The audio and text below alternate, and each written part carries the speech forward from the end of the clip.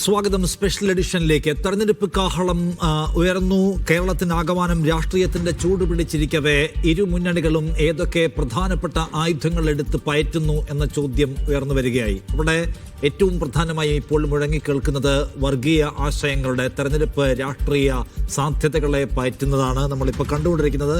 ഏറ്റവും അവസാനം ഇപ്പോൾ കേൾക്കുന്നത് ശ്രീ AK ബാലൻ UDF അധികാരത്തിൽ വന്നാൽ മാറാട് ആവർത്തിക്കപ്പെടും എന്ന അദ്ദേഹം നടത്തിയിട്ടുള്ള പരാമർശമാണ്. അത് 2002 നടന്നിട്ടുള്ള ഒരു കലാപത്തെ അത് 2025 ശേഷം ആവർത്തിക്കപ്പെടും എന്നാണ് AK ബാലൻ പറയുന്നത്.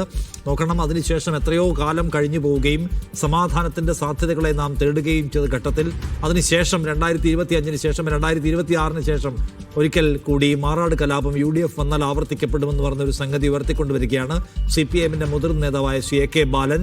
CPIഎമ്മിൻ്റെ സംസ്ഥാന സെക്രട്ടറി അത് ഞങ്ങളുടെ പൊതുനിലപാടല്ല എന്ന മട്ടിൽ വിശദീകരിക്കാൻ ശ്രമിച്ചുവെങ്കിലും അതിൻ്റെ ആയുസ് വളരെ പെട്ടെന്ന് ഒടുങ്ങിപ്പോയി. മുഖ്യമന്ത്രി പിണറായി വിജയൻ UDFിൻ്റെ കാലത്തുണ്ടായിരുന്ന വർഗീയ സംഗതികൾ ആവർത്തിക്കപ്പെടാനുള്ള സാധ്യതയില്ല എന്ന ചോദ്യം ചോദിച്ചുകൊണ്ട് ബാലനെ എൻഡോസ് ചെയ്യുന്നതാണെങ്കിൽ പിന്തുണയ്ക്കുന്നതാണ് നമ്മൾ ഇന്ന് കണ്ടത്. അപ്പോൾ ഏതോ കാലത്ത് നടന്ന വർഗീയ സംഘർഷങ്ങൾ വീണ്ടും ആവർത്തിക്കപ്പെടുമെന്ന ഭീതി പരത്തുന്നതിന് സമാനമായിട്ടുള്ള നിലപാട് CPIഎമ്മും ഇടതുപക്ഷവും സ്വീകരിക്കുന്നത് കാണുകയാണ്.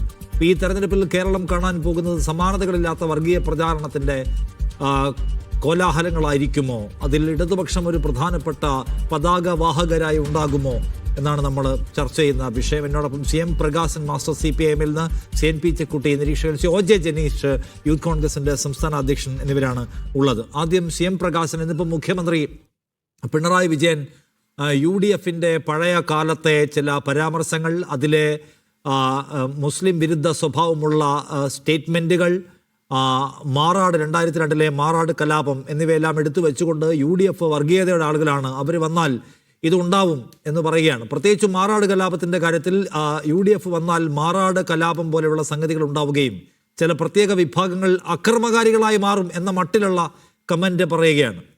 ഈ കഴിഞ്ഞ ദിവസങ്ങളിൽ ചർച്ച ചെയ്തു. എൻ്റെ ചോദ്യം ഇതാണ്, അപ്പോൾ ഈ പഴയ സംഗതികൾ എടുത്തുകൊണ്ട് വന്ന് ഭീതി പരത്തുക എന്നത് എല്ലാവരുടെയും കാര്യത്തിൽ ആപ്ലിക്കബിൾ ആണോ? നിങ്ങളുടെ കാര്യത്തിലും ആപ്ലിക്കബിൾ ആണോ? നിങ്ങളുടെ ഭരണം വന്നാൽ മുൻകാലത്ത് നിങ്ങളുടെ ഭരണത്തിലുണ്ടായിരുന്ന തരത്തിലുള്ള വലിയ തോതിൽ അട്രോസിറ്റീസ്, അക്രമങ്ങൾ, കൊലപാതകങ്ങൾ നിങ്ങൾ വന്നാൽ ആവർത്തിക്കപ്പെടും എന്ന ചർച്ചയ്ക്കും സ്കോപ്പുണ്ടോ?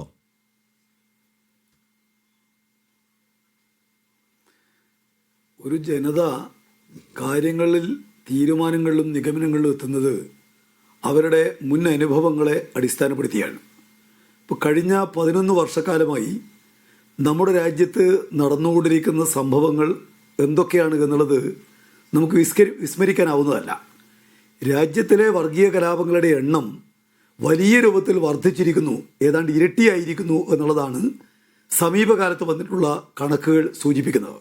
എന്ന് മാത്രമല്ല, ഈ കഴിഞ്ഞ ക്രിസ്മസിൻ്റെ കാലത്ത് നമുക്ക് കാണാൻ വേണ്ടി കഴിഞ്ഞത് ക്രിസ്തീയ ന്യൂനപക്ഷങ്ങളും അവരുടെ ആരാധനാ കേന്ദ്രങ്ങളും വലിയ രൂപത്തിൽ സംഘപരിവാറിൻ്റെ നേതൃത്വത്തിൽ ആക്രമിക്കപ്പെടുന്ന കാഴ്ചയാണ്. വർഗീയത ഉപയോഗിച്ചുകൊണ്ട് മതവിദ്വേഷമുണ്ടാക്കി രാജ്യത്തിലെ ജനങ്ങളെ ഭിന്നിപ്പിക്കുന്നതിന് വേണ്ടിയുള്ള ഭരണം ഇന്ന് നമ്മുടെ രാജ്യത്ത് BJP നേതൃത്വത്തിൽ നടന്നുകൊണ്ടിരിക്കുകയാണ്. ഇന്ത്യ രാജ്യത്താകെ വർഗീയ കലാപങ്ങൾ ശക്തിപ്പെടുമ്പോൾ പിന്നിട്ട് പോയ 10 വർഷങ്ങളായി വർഗീയ കലാപങ്ങളില്ലാത്ത ഒരു നാടായി കേരളം നിൽക്കുകയാണ്. രാജ്യത്തിൻ്റെ നാനാ മേഖലകളിൽ നടക്കുന്ന മതവിദ്വേഷ പ്രചാരണങ്ങൾക്കെതിരെ ഏറ്റവും ശക്തമായ നിലക്ക് മതനിരപേക്ഷത ശക്തിപ്പെടുത്താൻ ആവശ്യമായ നീക്കങ്ങൾക്ക് ഇടതുപക്ഷ ജനാധിപത്യ മുന്നണി ഗവൺമെൻറ് നേതൃത്വം കൊടുക്കുന്നത് എല്ലാവരും കാണുകയാണ്. എന്നാൽ നിർഭാഗ്യവശാൽ അതിനെ ചെറുക്കുന്നതിന് വേണ്ടി ഐക്യജനാധിപത്യ മുന്നണിയും BJPയും ഉപയോഗിക്കുന്ന മാർഗങ്ങൾ എന്താണ്? ഈ കഴിഞ്ഞ തെരഞ്ഞെടുപ്പുകളിൽ നമ്മളത് കാണുകയാണ്.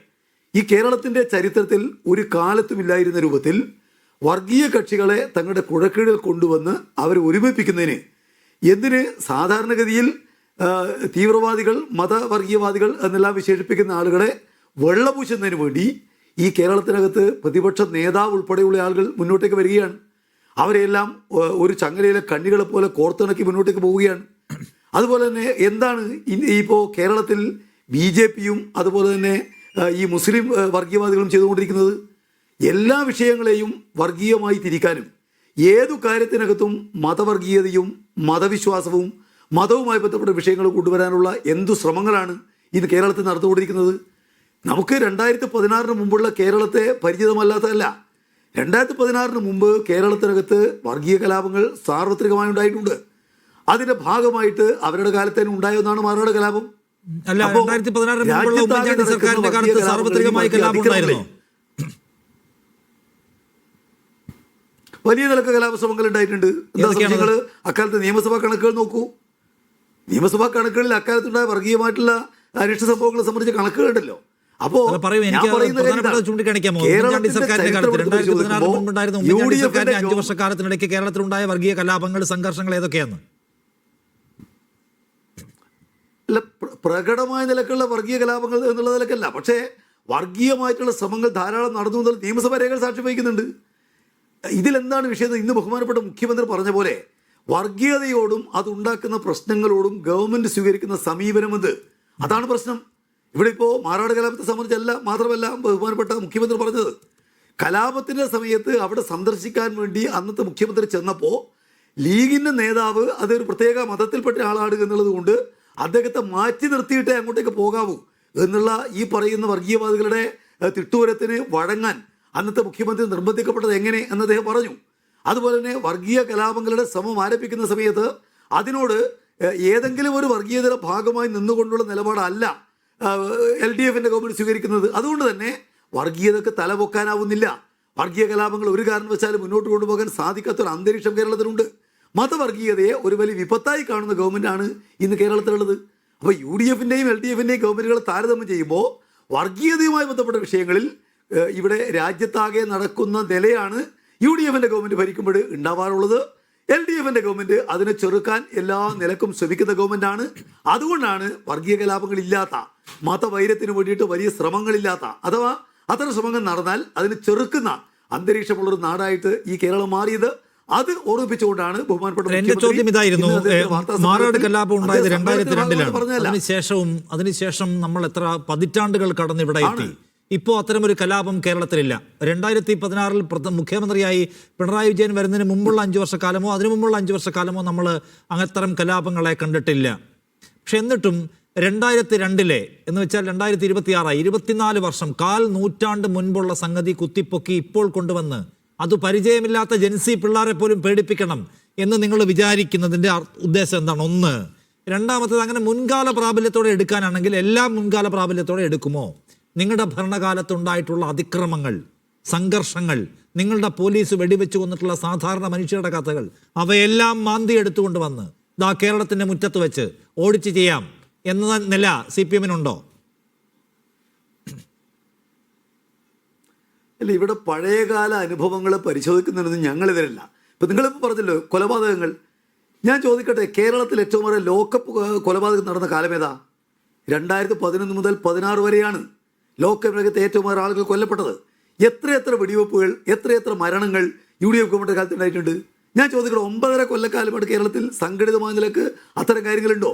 ഒരു വെടിവെപ്പിലും നടന്നു എന്ന് പറയാൻ വേണ്ടി കഴിയോ? ലോക്കപ്പ് മർദ്ദനങ്ങൾ നടക്കുന്ന ഒരു നിലയുണ്ടോ ഇപ്പോൾ കേരളത്തിൽ?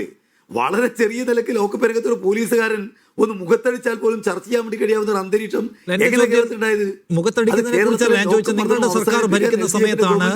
നിങ്ങളുടെ സർക്കാർ ഭരിക്കുന്ന സമയത്താണ് തിരുവനന്തപുരത്ത് ഭീമാപ്പള്ളിയിൽ സാധാരണക്കാരായിട്ടുള്ള 6 പേരെ പോലീസ് വെടിവെച്ചു കൊന്നത്. അതിൽ പരിക്കേറ്റ് കിടന്ന മനുഷ്യന്മാർ പിന്നെയും മരിച്ചു. അവരുടെ എണ്ണം കൂടുന്നത് നമ്മൾക്ക് ഓർമ്മയുണ്ട്. നിങ്ങൾ വെടിവെച്ച് കൊന്നതാണ്. നിങ്ങൾ അധികാരത്തിൽ വന്നാൽ ഇനിയും പാവപ്പെട്ടവരെ, ചേരി തൊഴിലാളികളെ വെടിവെച്ച് കൊല്ലും എന്ന് കേരളം ഭയപ്പെടേണ്ടതുണ്ടോ? 2, നിങ്ങൾ ഭരിക്കുമ്പോഴാണ് കളമശ്ശേരിയിൽ ഇന്ത്യ കണ്ടതിൽ വെച്ച് ഏറ്റവും വലിയ ഭീകരാക്രമണങ്ങളിൽ ഞാൻ കഴിഞ്ഞില്ല. നിങ്ങൾ ഭരിക്കുമ്പോഴാണ് കളമശ്ശേരിയിൽ ഏറ്റവും വലിയ ഭീകരാക്രമണം കേരളത്തിന്റെ ചരിത്രത്തിൽ നടന്നത്. 8 പേരാണ് അവിടെ മരിച്ചിട്ടുള്ളത്. ആ കേസിലെ പ്രതിക്ക് UAPA പോലും നിങ്ങൾ ലിഫ്റ്റ് ചെയ്ത് കൊടുത്തു. നിങ്ങൾ വന്നാൽ ഇനിയും കേരളത്തിൽ ഈ ന്യൂനപക്ഷങ്ങളെ ഇല്ലാതാക്കുന്ന ഭീകരാക്രമണങ്ങൾ നടക്കും എന്ന് കേരളം ഭയപ്പെടേണ്ടതുണ്ടോ? ഈ തലമുറ ഭയപ്പെടേണ്ടതുണ്ടോ? അപ്പൊ ഞാൻ ചോദിക്കുന്നത്, നിങ്ങൾ ചേരി വാസികളായ സാധാരണക്കാരെ നിങ്ങൾ വെടിവെച്ച് കൊല്ലുമോ? നിങ്ങൾ ഭീകരാക്രമണങ്ങൾ ഉണ്ടാകുന്ന ഒരു ഭരണമായിരിക്കുമോ? അത് വിശദീകരിക്കാമോ? അങ്ങനെ ഒരു ഭയപ്പെടേണ്ട കാര്യമുണ്ടോ കേരളത്തിന്? മീഡിയ വണ്ണിന്റെ മാധ്യമ ചിന്ത എന്താണെന്നുള്ളത് മലയാളിക്ക് അറിയാത്തതല്ല. ജമാഅത്തെ ഇസ്ലാമിയുടെ രാഷ്ട്രീയ നിലപാട് സ്വീകരിക്കുന്ന ഒരു മാധ്യമമാണ് മീഡിയ എന്നുള്ളത് ആർക്കും അറിയാതിരിക്കുന്നത്. അപ്പോൾ നിങ്ങൾക്ക് അത്തരം കാര്യങ്ങൾ ആ നിലക്ക് വരുത്തണം താല്പര്യമുണ്ടാവും. ഇന്ത്യ രാജ്യത്തെ ന്യൂനപക്ഷങ്ങളെ, പ്രത്യേകിച്ച് മുസ്ലിങ്ങളെ സംരക്ഷിക്കുന്നതിൽ മറ്റാരെക്കാളും മുന്നിൽ നിൽക്കുന്ന പാർട്ടി CPM ആണ് എന്ന് സത്യസന്ധമായിട്ട് കാര്യങ്ങൾ പരിശോധിക്കുന്ന ആർക്കും തന്നെ മനസ്സിലാക്കാൻ വേണ്ടി കഴിയും. ഇവിടെ ഇപ്പോൾ നിങ്ങൾ പറഞ്ഞല്ലോ, ഈ കേരളത്തിന്റെ ചരിത്രത്തിൽ എപ്പോഴെങ്കിലും മന്ത്രിക്കെതിരെ പ്രതിഷേധം നടത്തിയതിന്റെ പേരെ 6 പേരെ വെടിവെച്ച് കൊന്ന ഒരു കാലഘട്ടം എപ്പോഴെങ്കിലും ഉണ്ടായിട്ടുണ്ട് UDF ഗവൺമെന്റ് കാലത്തല്ലാതെ? അത് തിരിച്ചു വരും എന്നുള്ള കാര്യം സംബന്ധിച്ചിടത്തോളം UDF ഭരണത്തെ കുറിച്ച് പറയുമ്പോൾ പറയേണ്ടി വരില്ലേ? മാറാട് വരും, UDF വന്നാൽ മന്ത്രിക്കെതിരെ പ്രതിഷേധിച്ചവരെ കൊന്നത് ആവർത്തിക്കപ്പെടും എന്നൊക്കെ പറഞ്ഞു. ഞാൻ ചോദിച്ചാൽ, നിങ്ങൾ ഭരണത്തിൽ വന്നാൽ ഭീമാപ്പള്ളിയിൽ ഒരു പ്രത്യേക വിഭാഗത്തിലെ 6 പേരെ വെടിവെച്ച് കൊന്ന പോലീസ് നടപടി ആവർത്തിക്കപ്പെടും എന്ന ഭയപ്പാട് വെതറാൻ UDF അവകാശമുണ്ടോ എന്ന് വിചാരിക്കുകയാണോ? അതോ അങ്ങനെ ഭയപ്പെടണോ കേരളം? നിങ്ങൾ അധികാരത്തിൽ വന്നാൽ കളമശ്ശേരിയിലെ ഭീകരാക്രമണം ആവർത്തിക്കപ്പെടും, അതിലെ പ്രധാന പ്രതിക്ക്, അതിലെ ഏക പ്രതിക്ക് UAPA ലിഫ്റ്റ് ചെയ്ത് കൊടുക്കപ്പെടും എന്ന് കേരളം ഭയപ്പെടണമോ? ഇനിയും ആവർത്തിക്കപ്പെടുമെന്ന് നിങ്ങളുടെ ഭരണത്തിലെ മികവുകളാണ് ഞാൻ പറഞ്ഞത്. അത് കേരളം ഭയപ്പെടണോ, അതോ അന്നത്തെ പോലീസ് വെടിവെപ്പൊക്കെ മറന്ന് ഇന്നത്തെ രാഷ്ട്രീയം സംസാരിക്കണം? എന്താ നിങ്ങളുടെ പോയിന്റ്? എന്താണ്? ജമാഅത്തെ ഇസ്ലാമിയുടെ താല്പര്യം CPM-ഉം LDF-ഉം മുസ്ലിം വിരുദ്ധരാണെന്ന് സ്ഥാപിക്കലാണ്. അതിനുവേണ്ടി ചില പ്രത്യേക സംഭവങ്ങൾ എടുത്തു വെച്ച് നിങ്ങൾ പറയുന്നത് എനിക്ക് മനസ്സിലാക്കാൻ വേണ്ടി കഴിയും. പക്ഷേ കാര്യമുണ്ട്, കേരളത്തിലെ മുസ്ലിങ്ങളെ സംരക്ഷിക്കുന്നതിൽ ആളുകളെ വെടിവെച്ച് കൊന്നോ ഇല്ലയോ പറഞ്ഞല്ലോ. ഞാൻ പറഞ്ഞല്ലോ, ഒരൊറ്റ സംഭവത്തെ എടുത്തിട്ടല്ല പറയേണ്ടത്. ഒരു സംഭവത്തിൽ 6 മനുഷ്യരുടെ ജീവനാ പോയത്. ഒരു ഗവൺമെന്റിനെ കുറിച്ച് പരിശോധിക്കുമ്പോ ആണെന്ന് ആ സംഭവത്തിന്റെ പശ്ചാത്തലത്തെ ആകെ വിശദീകരിക്കാൻ ഞാനിപ്പോ ഒരുങ്ങുന്നില്ല. ഞാനൊരു കാര്യം പറയുന്നത്, കേരളത്തിലെ മുസ്ലിം ജനസാമാന്യത്തെ സംരക്ഷിക്കുന്നതിൽ മാറാട് കലാപത്തിന്റെ സാഹചര്യത്തെ ആകമാനം വിശദീകരിക്കുകയാണ്. മാറാട് കലാപത്തിന്റെ സാഹചര്യത്തെ ആകമാനം വിശദീകരിച്ച് 2002 തോണ്ടിയെടുത്തുകൊണ്ടുവന്ന് വെക്കാണ്. ഞാൻ ചോദിക്കുന്നത്, നിങ്ങൾ അധികാരത്തിൽ വന്നാൽ ഇനിയും ആളുകളെ പോലീസ് വെടിവെച്ച് കൊല്ലും ഭീമാപ്പള്ളിയിലേതുപോലെ, നിങ്ങൾ അധികാരത്തിൽ വന്നാൽ കളമശ്ശേരി പോലെ ഇനിയും ബോംബുകൾ പൊട്ടും എന്ന് ഇവിടെ ഡിസ്കസ് ചെയ്യാമോ എന്നാ എന്റെ ചോദ്യം. നിങ്ങൾ ഒരേ ചോദ്യം തന്നെയാണ് ചോദിക്കുന്നത്. ഞാനിതിന് ഉത്തരം പറയട്ടെ. കേരളത്തിൽ ജീവിക്കുന്നവരാണ് നിങ്ങൾ. ജമാഅത്തെ ഇസ്ലാമി എന്ന് പറഞ്ഞാൽ വളരെ ചെറിയൊരു പ്രസ്ഥാനമാണ്. ജമാഅത്തെ ഇസ്ലാമിക്ക് ഈ പറയുന്ന പോലെ ഒറ്റപ്പെട്ട കാര്യങ്ങളെല്ലാം എടുത്ത് മുസ്ലിം വിരുദ്ധരാണ് CPM എന്ന് സ്ഥാപിക്കാൻ താല്പര്യം ഉണ്ടാവും. ഞാൻ പറയുന്നത്, കേരളത്തിലെ മുസ്ലിം ജനസാമാന്യത്തിന്റെ താല്പര്യങ്ങൾ സംരക്ഷിക്കുന്നതിൽ കേരളത്തിൽ ഏറ്റവും വലിയ പങ്കുവഹിച്ചവർ ഇടതുപക്ഷമാണ്, CPM ആണ് എന്ന് മലയാളിയുടെ അനുഭവമാണ്. നിങ്ങൾ ഏതെങ്കിലും 1-2 സംഭവം വെച്ചുകൊണ്ട് മുസ്ലിങ്ങളെ വേട്ടയാടുന്നവരാണ് CPM എന്ന് പറഞ്ഞാൽ അതൊന്നും ആരും വിശ്വസിക്കാൻ വേണ്ടി പോകുന്നില്ല. ഞാൻ അങ്ങനൊന്നും പറഞ്ഞില്ലല്ലോ. നിങ്ങളുടെ പോയിന്റ് ഇതാണ്. നിങ്ങൾ 2002 മാറാട് കലാപം കൊണ്ടുവരികയാണ്. നിങ്ങൾ 2002 മാറാട് കലാപം കൊണ്ടുവരുന്നു. അപ്പൊ നിങ്ങളുടെ സർക്കാരിന്റെ കാലത്ത് മനുഷ്യർ കൊല്ലപ്പെട്ട കേസാണ് ഞാൻ പറയുന്നത്. അത് ആവർത്തിക്കപ്പെടുമെന്ന ഭയപ്പാട് ഈ പുതിയ തലമുറയ്ക്ക് ഉണ്ടാവണോ വേണ്ടയോ? നിങ്ങളുടെ കാര്യത്തിൽ മാത്രം പഴയതൊന്നും വേണ്ട, പഴയ മെമ്മറീസ് ഒന്നും വേണ്ട, അതൊക്കെ ഒറ്റപ്പെട്ട സംഭവങ്ങൾ.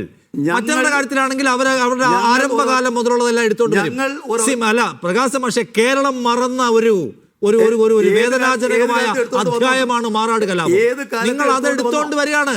2002 നമ്മൾ അക്രമികളെ പാഠം പഠിപ്പിച്ചില്ലേ എന്ന് ഇപ്പോഴത്തെ ഗുജറാത്ത് ഇലക്ഷനിൽ അമിത്ഷാ ചോദിക്കുന്നത് പോലെ 2002 കലാപത്തിന്റെ മുറിവുകൾ ഓരോ നിയമസഭാ തെരഞ്ഞെടുപ്പിലും അമിത്ഷാ എടുത്തോണ്ട് വരും.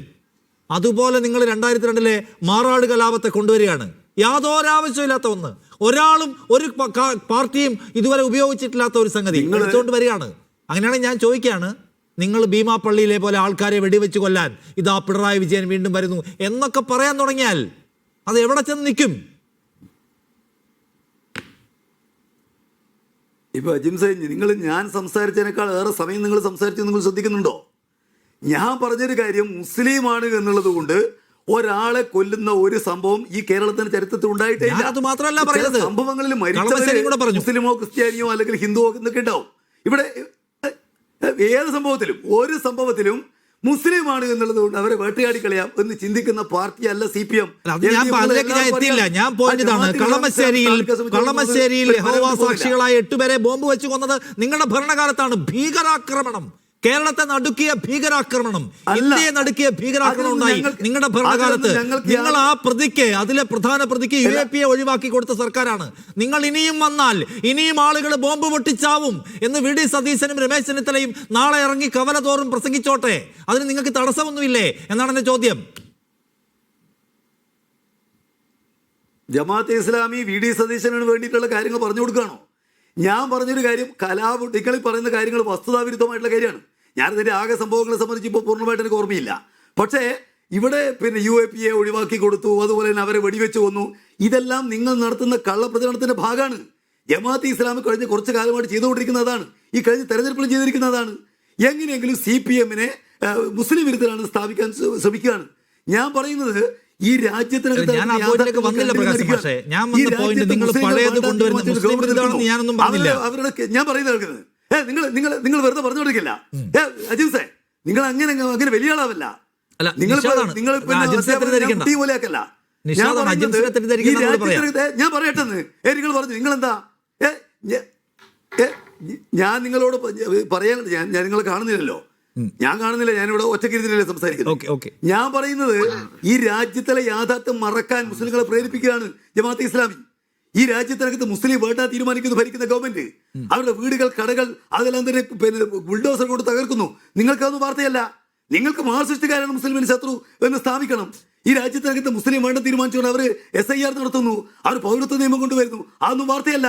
രാജ്യത്തിനകത്ത് മുസ്ലിങ്ങളെ വേട്ടയാടുന്ന വാർത്ത നിങ്ങൾക്ക് വാർത്തയാവുന്നില്ല. ക്രിസ്ത്യൻ പള്ളികൾ ആക്രമിക്കുന്നു, വാർത്തയല്ല. അവർ കന്യാസ്ത്രീകൾ ആക്രമിക്കുന്ന വാർത്തയല്ല. നിങ്ങൾക്ക് എന്താ സ്ഥാപിക്കേണ്ടത്? നിങ്ങൾക്ക് സ്ഥാപിക്കേണ്ട ഒരേ ഒരു കാര്യമാണ്, മുസ്ലിമിന്റെ ഏറ്റവും വലിയ ശത്രു CPM. ഇവിടെ നരേന്ദ്രമോദിയേക്കാൾ വലിയ മുസ്ലിം ശത്രു കേരളത്തിന്റെ മുഖ്യമന്ത്രി. ഇതല്ലേ സ്ഥാപിക്കാൻ ശ്രമിക്കുന്നത്? ഞാൻ പറയുന്നത് നാളെ നിങ്ങൾക്ക് ദുഃഖിക്കേണ്ടി വരും. ഈ രാജ്യത്തിനകത്ത് നടക്കുന്ന സംഭവം നിങ്ങൾ സർക്കാർ നിരോധിച്ച ഒരു സ്ഥാപനത്തോടാണ് കേന്ദ്ര സർക്കാരിനെതിരെ ഞാൻ പറയുന്നത് കേൾക്കുന്നത്. അതിനെതിരെ പോരടിക്കുന്ന പ്രസ്ഥാന CPM. ഇന്ത്യ രാജ്യത്ത് ഈ മുസ്ലിം വിരുദ്ധ നിലപാട് സ്വീകരിക്കുന്ന നരേന്ദ്രമോദി ഗവൺമെന്റിനെതിരായിട്ട് ശക്തമായി പോരടിക്കുന്ന പാർട്ടിയാണ് CPM. അതിനെ ആകെ ശരിപ്പെടുത്തിയിട്ട് നിങ്ങൾക്ക് ഈ പറയുന്ന മുസ്ലിം ജനങ്ങളെ ആകെ RSSകാരുടെ കയ്യിൽ കൊടുക്കണം. അതാണ് താല്പര്യങ്ങളായിക്കോ. ഞങ്ങൾക്കതിനൊന്നും വിരോധമില്ല. പക്ഷേ ഞങ്ങൾക്ക് ഒരു കാര്യം ഉറപ്പിച്ച് പറയാൻ കഴിയും, ഞങ്ങൾ ജനവിഭാഗത്തെ RSSന്റെ കയ്യിൽ കൊടുക്കാൻ വാർത്ത അനുസരിച്ചാണ് മുസ്ലിം ജനവിഭാഗം കാര്യങ്ങൾ തീരുമാനിക്കുന്നത്. ആണോ? എനിക്കറിയില്ല. മുസ്ലിം ജനവിഭാഗത്തെ കൊടുക്കാൻ എന്ന് വെച്ചാൽ മീഡിയയുടെ കയ്യിലിരിക്കുകയാണ് മുസ്ലിം ജനവിഭാഗം. അല്ല, അതാ പറഞ്ഞത്. ജമാഅത്തെ ഇസ്ലാമി അത്ര വലിയ പാർട്ടിയൊന്നുമല്ല, എല്ലാവർക്കും അറിയാം, ഞങ്ങൾക്കും അറിയാം. അങ്ങനൊന്നും പറയില്ല. ജമാഅത്തെ ഇസ്ലാമി ഇപ്പൊ നാളെ മതരാഷ്ട്രം ഉണ്ടാക്കാൻ പോവാണ്. ഇന്ത്യ കൊണ്ടുവന്ന നിങ്ങൾ പേടിപ്പിക്കുന്നത്. ഇപ്പൊ നിങ്ങൾ പറഞ്ഞത് ചെറിയ പാർട്ടിയാണ്, ചെറിയ അങ്ങനെ വിചാരിക്കില്ല, അത് വലിയ പാർട്ടിയാണ്. RSSന് സമാസമായിട്ടുള്ള വലിയ സംഘമാണ്. അവർ നാളെ മതരാഷ്ട്രം ഉണ്ടാക്കുമെന്ന് നിങ്ങൾ ഭയപ്പെടുത്തിക്കൊണ്ടിരിക്കുക. പ്രകാശമാഷ് പറയാണ് അത് ചെറിയൊരു സംഘമല്ലേ എന്ന്. അല്ല, മൗദൂദിയുടെ നിലപാടെന്താ? മതരാഷ്ട്രം ഉണ്ടാക്കലല്ലേ? മൗലാന മൗദൂദി അദ്ദേഹത്തെ നിലപാട് മാറ്റിയിട്ടുണ്ടോ? അമീർ പറഞ്ഞിട്ടുണ്ടല്ലോ ഞങ്ങൾ നിലപാട് മാറ്റിയില്ലെന്ന്. മതരാഷ്ട്രം ഞങ്ങളുടെ പരിപാടി അല്ലെന്നല്ലേ അമീർ പറഞ്ഞു. ഹിന്ദു മതരാഷ്ട്രം ഉണ്ടാക്കാൻ RSS ശ്രമിക്കുന്നു, മറുഭാഗത്ത് ജമാഅത്ത് ഇസ്ലാമി ഇസ്ലാം മതരാഷ്ട്രം ഉണ്ടാക്കാൻ വേണ്ടിയിട്ട് മുദ്രാവാക്യം മുന്നോട്ടേക്ക് വെക്കുന്നു. അതിലെ നടന്നുകൊണ്ടിരിക്കുന്നത് അവർ രണ്ടുപേരെയും UDF പിന്തുണക്കുന്നു. നിങ്ങൾക്ക് അതൊന്നും വാർത്തയല്ല. നിങ്ങൾക്ക് വാർത്തയാവുന്നത് എന്താ? എന്തെങ്കിലും CPM മുസ്ലിം വിരുദ്ധമാണ് സ്ഥാപിക്കാൻ എന്തെങ്കിലും സംഭവങ്ങൾ കൊണ്ടുവരാൻ വേണ്ടി കഴിയുമോ? അതിങ്ങനെ ചകഞ്ഞ് കൊണ്ടുവരാൻ ഇതെവിടേക്ക് ഈ നാടിന് എത്തിക്കുമെന്ന് നിങ്ങൾക്ക് കാണണം. ഞങ്ങളതിനെ പറയുന്നുള്ളൂ. മതനിരപേക്ഷ ഈ നാടിന് ഏറ്റവും പ്രധാനപ്പെട്ട സമ്പത്താണ്. നിർഭാഗ്യവശാൽ നിങ്ങളെല്ലാം ശ്രമിക്കുന്നത് അതിനെ കടക്കൽ കത്തിവെക്കാനാണ്. അത് മനസ്സിലാക്കുന്നത് നല്ലതാണ്. നാളത്തെ തലമുറയോട് നിങ്ങൾ കാണിക്കുന്ന ഒരു വലിയ അന്യായമാണിതെന്ന് ചരിത്രം രേഖപ്പെടുത്തും, ഒരു സംശയവും വേണ്ട. ശരി, ഇന്നത്തെ തലമുറയോട് മാറാട് പറഞ്ഞ് കലക്കാൻ നോക്കുന്ന തലമുറകളോടുള്ള പ്രതിബദ്ധതയുടെ കഥ പറയുന്നത് കേൾക്കാൻ എനിക്ക് കൗതുകമുണ്ട്. മാറാടൊക്കെ നമ്മൾ മറക്കുകയും ചേർന്ന് നിൽക്കുകയും ചെയ്യണം. നിങ്ങളത് കൊണ്ടുവരികയാണ് കുത്തിപ്പൊക്കി. പിന്നെയും മാറാട് പിന്നെയും നിങ്ങൾ കുത്തിപ്പൊക്കി കൊണ്ടുവരികയാണ്. 2002 മറന്നു പോവരുതേ എന്ന് അമിത്ഷാ എല്ലാ നിയമസഭാ തെരഞ്ഞെടുപ്പിലും പ്രസംഗിക്കുന്ന പോലെ. ഞാൻ ചോദിക്കട്ടെ, ബാബരി പള്ളി പൊളിച്ചൊരു കാലത്രയായി? ബാബരി പള്ളി പൊളിച്ചൊരു കാലത്രയായി? ഡിസംബർ 6 ഇപ്പോഴും എല്ലാ കൊല്ലവും നമ്മൾ ആചരിക്കുന്നില്ലേ? ബാബരി പള്ളി പൊളിച്ച സംഭവം പുതിയ തലമുറ ഓർമ്മിപ്പിക്കേണ്ടതുണ്ടോ? വല്ല കാര്യമുണ്ടോ? ഉണ്ടല്ലോ. ചരിത്രത്തിൽ നിന്നാ പാഠം പഠിക്കേണ്ടത്. ഒരു ഏകപക്ഷീയമായ ഭീകരാക്രമണ പരിപാടിയായിരുന്നു. അതുപോലെയാണോ രണ്ട് സമുദായങ്ങൾ തമ്മിൽ ഏതെങ്കിലും തരത്തിലുള്ള തെറ്റിദ്ധാരണ അടിസ്ഥാനത്തിൽ ഒരു കലഹം ഉണ്ടാവുക, അവർ തമ്മിൽ അങ്ങോട്ടും ഇങ്ങോട്ടും ആക്രമിക്കുക, ആളുകൾ കൊല്ലപ്പെടുക, അപ്പുറത്തും ഇപ്പുറത്തും ആളുകൾ മരിക്കുക എന്നുള്ള സംഗതിയാണത്. അതുപോലെയാണോ ബാബരി കലാപം എന്ന് പറഞ്ഞാൽ കലാപം തന്നെയാണ്. കലാപം ഉണ്ടാവണമെന്നുള്ളതല്ല പറഞ്ഞത്. കലാപത്തിന്റെ നാളുകൾ അത് നിയന്ത്രിക്കാൻ കഴിയാത്ത ഒന്നാണ് UDF. അപ്പൊ നിങ്ങളുടെ CPIM കോമ്രേഡ്സ് ഇൻവോൾവ് ആയിട്ടുള്ള കലാപങ്ങൾ, അല്ല CPIMന്റെ കോമ്രേഡ്സ് ഇൻവോൾവ് ആയിട്ടുള്ള കലാപങ്ങൾ കേരളത്തിൽ ഉണ്ടായിട്ടില്ലേ? നാദാപുരത്ത് ഉണ്ടാകുന്നതിൽ CPM പ്രതികളല്ലേ? നിങ്ങൾ അധികാരത്തിൽ വന്നാൽ ആ തണലിൽ CPM-കാർ നാദാപുരത്ത് കലാപം ഉണ്ടാക്കില്ല. ഞാൻ ഉറപ്പിച്ചു പറയും, നാദാപുരത്ത് CPM-ന്റെ ആളുകൾ ഉൾപ്പെട്ടുള്ള ഒറ്റ കലാപം കേരളത്തിൽ ഉണ്ടായിട്ടില്ല. അത് ഉറപ്പിക്കാൻ സ്ഥാപിക്കാൻ ശ്രമിച്ചിട്ടുണ്ടാവും. അപ്പൊ ഇല്ലെന്ന് ഉറപ്പല്ല. ഇവിടെ തലശ്ശേരി കലാപം ഉണ്ടായപ്പോ അതിന് അമർച്ച ചെയ്യാൻ വേണ്ടി നിന്നവർ ഞങ്ങളാണ്. കമ്മീഷൻ റിപ്പോർട്ടിനകത്തുണ്ട്. നിങ്ങൾക്ക് മനസ്സിലാവില്ല. തലശ്ശേരിയിൽ ഈ കേരളത്തിന്റെ ചരിത്രത്തിൽ ആദ്യമായിട്ട് മുസ്ലിങ്ങൾക്കെതിരായിട്ട് RSSകാരെ കലാപം ആരംഭിച്ചപ്പോൾ അതിനെ തടയാൻ മുന്നിട്ടുന്ന പാർട്ടി CPM ആണ്. ശരി, അതിന്റെ റിപ്പോർട്ട് ഇതിന്റെ മറുപടി ഒന്ന് യൂത്ത് കോൺഗ്രസ് അധ്യക്ഷൻ പറയട്ടെ. ശരി, യോജ ജനീഷ്, CPM പറയുന്നത് എന്താണ്? മാറാട് കലാപം ഉണ്ടായപ്പോൾ അതിന് സഹായം ചെയ്ത ആളുകളാണ് എന്താണ് ലീഗുകാർ. ജമാഅത്തെ ഇസ്ലാമിയായിട്ടാണ് നിങ്ങൾക്ക് ബന്ധം, ജമാഅത്തെ ഇസ്ലാമി മാറാട് കലാപങ്ങൾ ഉണ്ടാക്കാൻ പോവുകയാണ് എന്നാണ് AK ബാലൻ പറയുന്നത്. എന്നൊന്ന് മുഖ്യമന്ത്രി അതിനെ വിശദീകരിക്കുന്നു. മാറാട് കലാപത്തെക്കുറിച്ച് പറഞ്ഞ സ്റ്റേറ്റ്മെന്റിനെ എൻഡോസ് ചെയ്തുകൊണ്ട് പറയുകയാണ്, മുസ്ലിം ലീഗിന് അധികമായി നേട്ടങ്ങൾ കൊടുത്താൽ അപകടമാണെന്ന് രമേശ് ചെന്നിത്തല പ്രസംഗിച്ചിട്ടുണ്ട്. ആൻഡ് ന്യൂനപക്ഷങ്ങൾ സമ്മർദ്ദത്തിലൂടെ കൈയാളുകയാണ്, എല്ലാം കൊണ്ടുപോവുകയാണെന്ന് AK ആന്റണി പറഞ്ഞിട്ടുണ്ട്. അങ്ങനെയൊന്നും ഞങ്ങൾ പറഞ്ഞിട്ടില്ലല്ലോ. അപ്പോൾ അവര് അങ്ങനെ പറഞ്ഞ ആൾക്കാരാണ് ഇപ്പോൾ വലിയ മതനിരപേക്ഷത പറയുന്നത് എന്ന് പറഞ്ഞിട്ടാണ്. കോൺഗ്രസിന്റെ കാലത്താണ് കലാപങ്ങൾ മുഴുവൻ ഉണ്ടായിട്ടുള്ളത്, ഞങ്ങളുടെ കാലത്ത് ഒരു കലാപം ഉണ്ടായിട്ടില്ല. അതാണ് ഞങ്ങൾ പറയാൻ ശ്രമിച്ചത്. അതിൽ തെറ്റെന്താണെന്നാണ് മുഖ്യമന്ത്രി ചോദിക്കുന്നത്. ജനീഷ്, അല്ല, ഈ വിഷയത്തെ സംബന്ധിച്ച് CPM-ന്റെ നേതാക്കന്മാർക്ക് ആദ്യമേ തന്നെ ഒരൊറ്റ നിലപാട് ഇല്ല എന്നുള്ളതാണ് നമ്മളിപ്പോൾ നിരന്തരമായി കണ്ടുകൊണ്ടിരിക്കുന്ന ഈ വാർത്തകളിൽ നിന്ന് നമുക്ക് മനസ്സിലാക്കാൻ വേണ്ടി സാധിക്കുന്നത്. ഇപ്പോൾ കഴിഞ്ഞ ദിവസം ശ്രീ AK ബാലൻ മാധ്യമങ്ങളെ കണ്ടു പറഞ്ഞു, നേരത്തെ ഈ വിഷയത്തിൽ ചർച്ച ചെയ്യുന്ന പോലെ തന്നെ പറഞ്ഞു, ജമാഅത്ത് ഇസ്ലാമി UDF അധികാരത്തിൽ വന്നാൽ ജമാഅത്ത് ഇസ്ലാമി ആഭ്യന്തര വകുപ്പ് കൈകാര്യം ചെയ്യും, അല്ലെങ്കിൽ ആഭ്യന്തര വകുപ്പ് മന്ത്രിയാകും എന്നതടക്കമുള്ള രീതിയിലേക്കാണ് അദ്ദേഹം ആ പ്രസ്താവനയെ വളച്ചുപിടിച്ചു കൊണ്ടുവരുന്നത്. എങ്ങനെയാണ് ജമാഅത്ത് ഇസ്ലാമി UDF അധികാരത്തിലേക്ക് വന്നാൽ ആഭ്യന്തര വകുപ്പ് കൈകാര്യം ചെയ്യുന്ന രീതിയിലേക്ക് വരുന്നത്? അപ്പോൾ അത് എന്ത് അടിസ്ഥാനത്തിലാണ് അവർ പറയുന്നത്? രണ്ടാമത് പറയുന്നത് മാറാട് കലാപം ആവർത്തിക്കും. മാറാട് കലാപം നടന്ന വർഷം 2003 അതിനുശേഷം ഇവിടെ കേരളത്തിനകത്ത് UDF അധികാരത്തിൽ വന്നിട്ടില്ലേ, അതിനുശേഷം LDF അധികാരത്തിൽ വന്നിട്ടുണ്ട്. അപ്പോൾ അങ്ങനെ വർഷങ്ങൾക്ക് മുമ്പ് നടന്ന ഒരു കലാപത്തിന്റെ ഓർമ്മകളെ വീണ്ടും ഇങ്ങനെ മാന്തി പുണ്ണാക്കി കൊണ്ടുവരുന്നത് ഒരു വർഗീയമായ അജണ്ടയുടെ ഭാഗമാണ്. ഇവിടെ CPM-നെ നയിക്കുന്നത് അവസരവാദ വർഗീയതയാണ് എന്ന് പറയാതിരിക്കാൻ വേണ്ടി സാധിക്കില്ല. CPM നേതാക്കന്മാർ നിരന്തരമായി ഓരോ തെരഞ്ഞെടുപ്പ് ഘട്ടങ്ങളിലും ഇത്തരത്തിൽ ന്യൂനപക്ഷ വിരുദ്ധമായ പ്രസ്താവനകൾ നടത്തുന്നു. ചില ഘട്ടങ്ങളിൽ അത് ഭൂരിപക്ഷ വിരുദ്ധമായ പ്രസ്താവനകൾ നടത്തുന്നു. അങ്ങനെ തരാതരങ്ങൾക്കനുസരിച്ച് കേരളത്തിന്റെ പൊതു സാമൂഹ്യ മനസ്സിനെ വിഭജിക്കുന്ന രീതിയിലുള്ള പ്രസ്താവനകളാണ് നിരന്തരമായി CPM-ന്റെ ഭാഗത്ത് നിന്ന് തെരഞ്ഞെടുപ്പ് ഘട്ടങ്ങൾ എല്ലായ്പ്പോഴും നമ്മൾ കണ്ടുകൊണ്ടിരിക്കുന്നത്. ഒരു തെരഞ്ഞെടുപ്പിൽ പോലും ഇവർ വികസനം പറഞ്ഞുകൊണ്ട് നാട്ടിലെ ജനങ്ങൾക്ക് മുമ്പിലേക്ക് കടന്നു വരുന്നില്ല.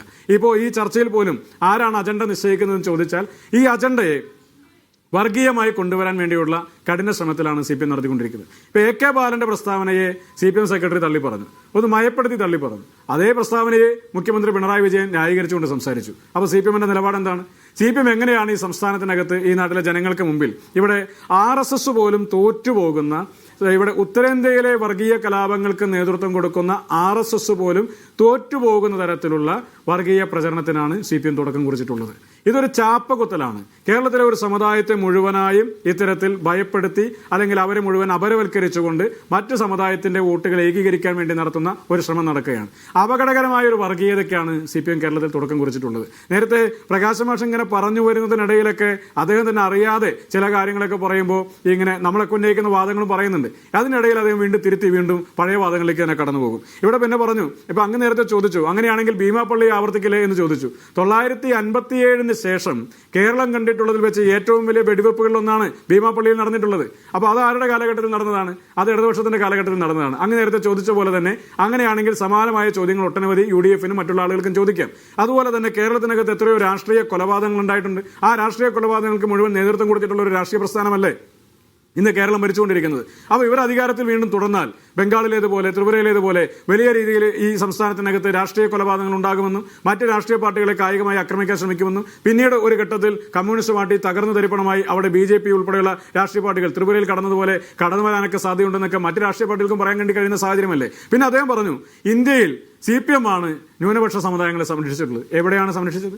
ആരെയാണ് അവർക്ക് സംരക്ഷിക്കാൻ സാധിച്ചിട്ടുള്ളത്? ഇപ്പോൾ വെസ്റ്റ് ബംഗാളിലാണ് CPM ദീർഘകാലം ഭരിച്ചത്.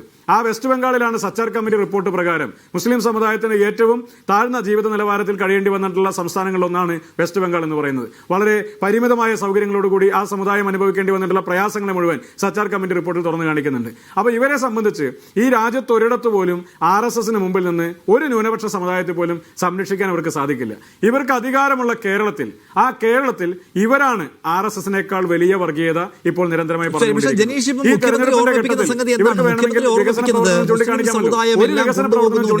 സാധിക്കുന്നില്ല. ക്രിസ്ത്യാനികളും മുസ്ലിങ്ങളും എല്ലാം കൊണ്ടുപോകുന്നു എന്ന് പറഞ്ഞിട്ടുള്ളത് ഞങ്ങളല്ല. ഞങ്ങളങ്ങനെ എക്സ്പ്ലിസിറ്റ് ആയ ഒരു സംഗതി എവിടെയും പറഞ്ഞിട്ടില്ല എന്ന് പറയുന്ന മുഖ്യമന്ത്രി അത് പറഞ്ഞിട്ടുള്ളത് AK ആന്റണിയാണ്.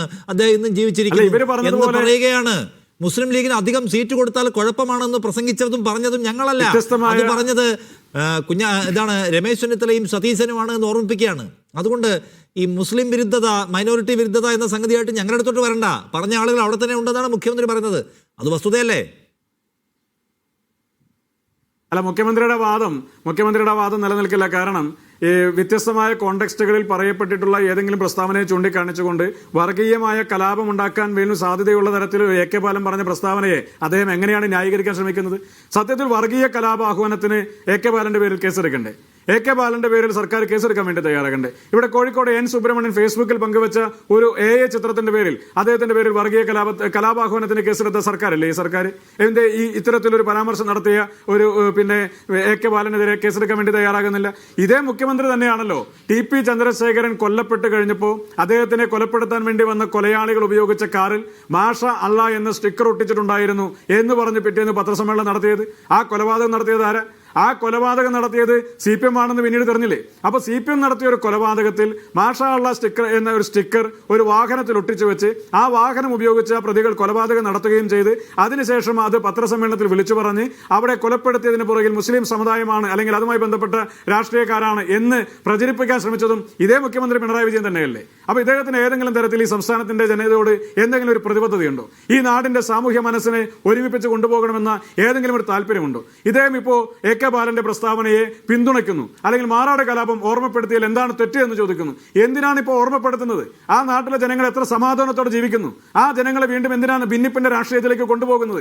ഇവർക്ക് കേവലമായ വിജയത്തിന് വേണ്ടി 4 വോട്ടുകൾക്ക് വേണ്ടി മതങ്ങളിലേക്ക് ചുരുങ്ങില്ല എന്ന് മൈതാന പ്രസംഗം നടത്തിയ പിണറായി വിജയൻ എന്ന് ഈ സർക്കാരിന്റെ ഭരണം പരാജയപ്പെടുമെന്ന് ഉറപ്പാകുമ്പോൾ 4 വോട്ടിന് വേണ്ടി മതങ്ങളെ ഭിന്നിപ്പിക്കാൻ വേണ്ടി ശ്രമിച്ചുകൊണ്ടിരിക്കുകയാണ്. സംസ്ഥാനത്തെ മതപരമായ ഭിന്നിപ്പിലേക്ക് വാർത്താ സമ്മേളനത്തെ താങ്കൾ വിലയിരുത്തുന്നതിനാണ്. ഇന്നിപ്പോ അദ്ദേഹം പറയുന്നത് ഞങ്ങൾ ഒരിക്കലും മുസ്ലിം സമുദായത്തെയോ അല്ലെങ്കിൽ വേറെ ഏതെങ്കിലും ഒരു സമുദായത്തെയോ ആകമാനം ആക്ഷേപിക്കുന്ന നിലയെടുത്തിട്ടില്ല, സംഘടനകളെയാണ് ഞങ്ങൾ വിമർശിക്കുന്നത് എന്ന് മാത്രമല്ല കോൺഗ്രസിനെ അദ്ദേഹം ഇതിലേക്ക് വലിച്ചുകൊണ്ടുവന്നിട്ട് കോൺഗ്രസ് ആണ് മുസ്ലിം വിരുദ്ധ പരാമർശങ്ങൾ നടത്തിയിട്ടുള്ളത്, മുസ്ലിങ്ങൾ കൊണ്ടുപോകുന്നു എന്ന് വേവലാതിപ്പെട്ടുള്ളത് ഞങ്ങളല്ല എന്ന് പറയാൻ ശ്രമിക്കുകയാണ്. സൂക്ഷ്മമായി വായിച്ചാൽ പിണറായി വിജയൻ ഈ പ്രശ്നം മേക്കപ്പ് ചെയ്യാൻ ശ്രമിക്കുകയാണോ? നിലവിലുള്ള മൊത്തം ഒരു ആന്റി മുസ്ലിം പൊസിഷനിലേക്ക് മാറി എന്ന ഒരു തിരിച്ചറിവിൽ നിന്ന് കുറച്ചൊരു സ്റ്റെപ്പ് ബാക്ക് ചെയ്യാണോ, അതോ അദ്ദേഹം പൂർണ്ണമായി ഇതിനെല്ലാം എൻഡോസ് ചെയ്യാണോ? എന്താണ് തോന്നുന്നത്?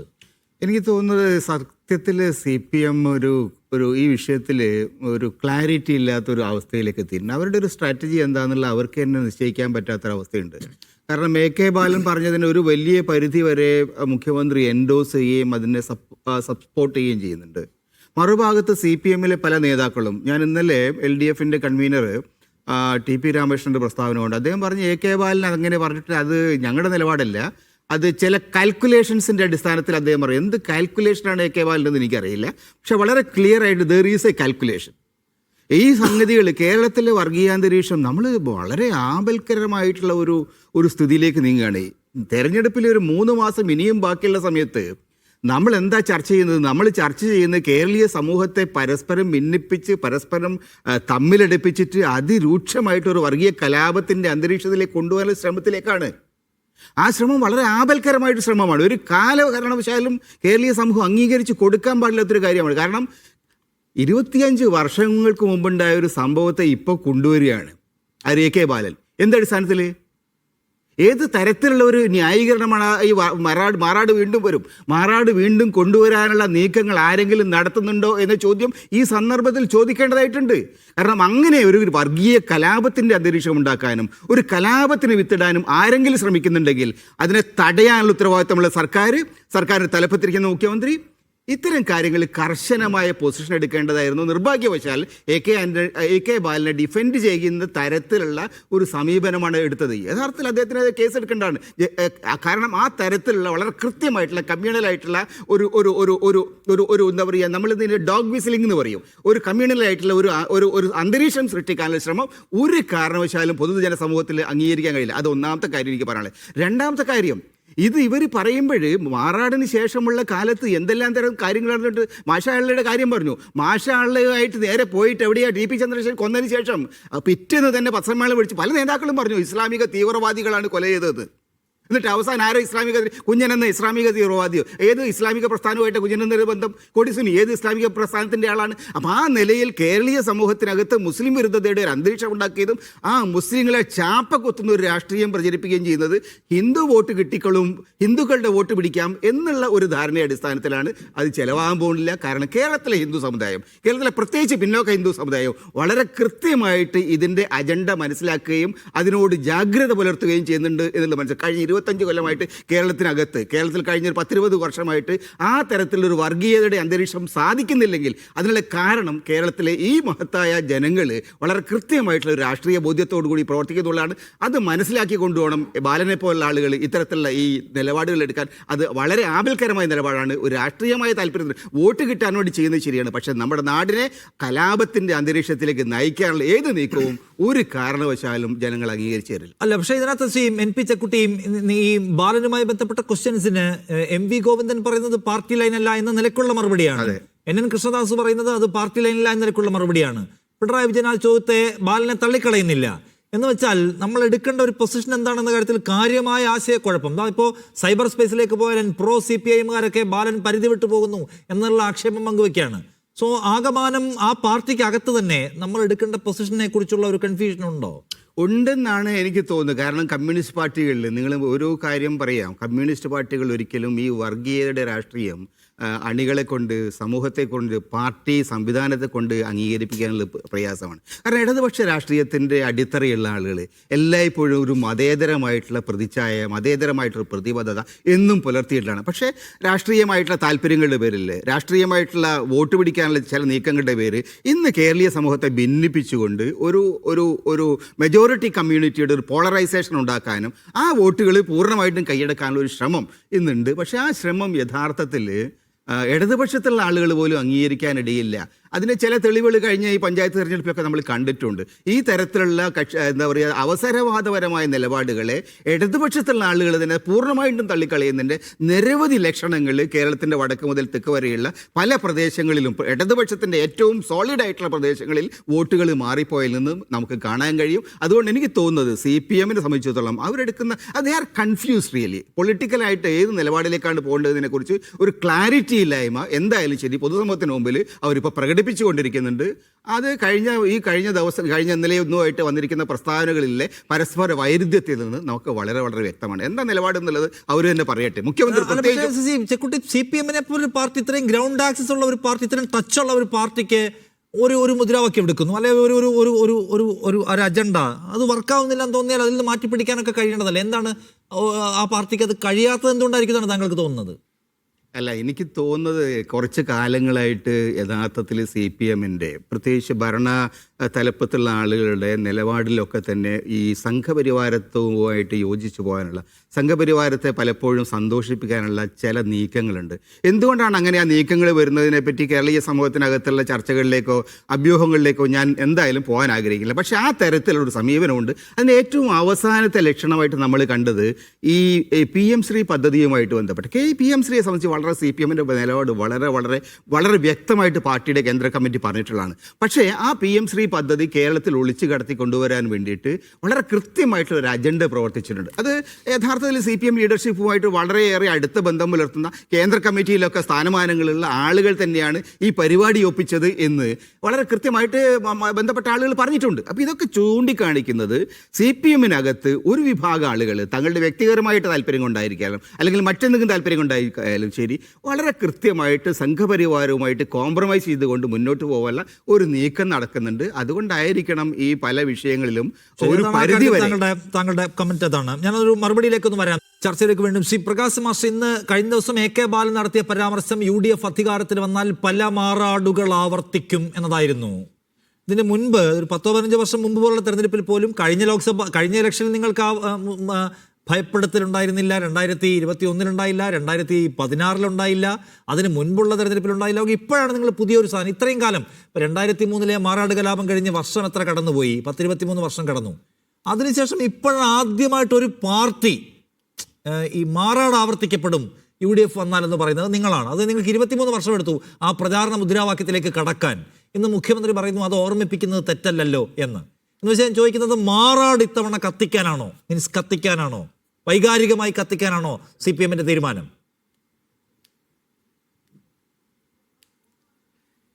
ഈ രാഷ്ട്രീയ രംഗത്ത് വന്നുകൊണ്ടിരിക്കുന്ന മാറ്റങ്ങളെ നമ്മൾ കൃത്യമായ നിലക്ക് അപഗ്രഥിക്കേണ്ടതുണ്ട്. 2002 മുതൽ 2024 വരെ ഈ കേരളത്തിൽ ജമാഅത്ത് ഇസ്ലാമി UDFന്റെ ഭാഗമല്ല, ലീഗിന്റെ ഭാഗമല്ല, അവരുടെ കൂടെ ഉണ്ടായിരുന്നില്ല. എന്നാൽ 2024 തെരഞ്ഞെടുപ്പിലും ഇപ്പോൾ നടന്ന തെരഞ്ഞെടുപ്പിലും ഇവർ ഒരേ മുന്നണിയുടെ ഭാഗമാണ്. അതുപോലെ തന്നെ SDPI, വെൽഫെയർ പാർട്ടി, അതിന് മുമ്പുള്ള കാലം ഉണ്ടല്ലോ, അതിന് മുമ്പുള്ള വന്നിരിക്കുന്ന മാറ്റം. ഞാനൊന്ന് വിശദീകരിക്കട്ടെ സുഹൃത്തെ, വിശദീകരിക്കട്ടെ, ഞാനൊന്ന് പറയട്ടെന്ന്. നിങ്ങളൊരു ചോദ്യം എന്നോട് ചോദിച്ചാൽ അതിന് മറുപടി കേൾക്കാനുള്ള സഹിഷ്ണുത കാണിക്കേണ്ടത്. 2002 മുതൽ 2024 വരെ ജമാഅത്തെ ഇസ്ലാമിയോ അല്ലെങ്കിൽ ഈ പറയുന്ന SDPIയോ വെൽഫെയർ പാർട്ടിയോ UDFന്റെയോ ലീഗിന്റെയോ ഭാഗമല്ല.